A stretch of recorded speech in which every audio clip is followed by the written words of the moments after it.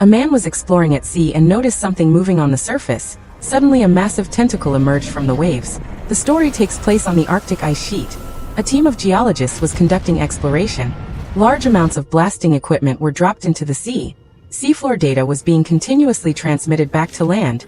At this time a Russian submarine was patrolling nearby. The submarine detected strong noise ahead.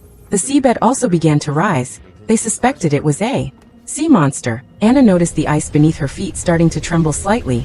The monitor had already failed. A water jet erupted from the ice hole. The distant ice sheet also began to crack open.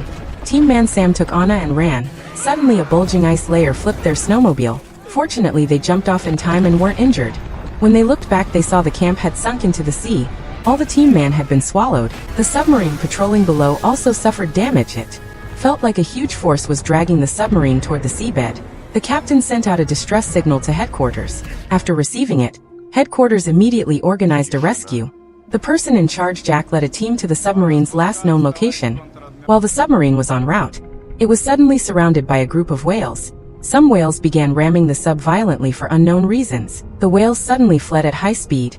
As if sensing some kind of threat, the sonar operator discovered they had not dived deeper, but the submarine was getting closer to the seafloor. Jack ordered an emergency ascent. A giant creature behind them had locked onto their position. The submarine had to enter a narrow channel, but soon they encountered a glacier blocking the way.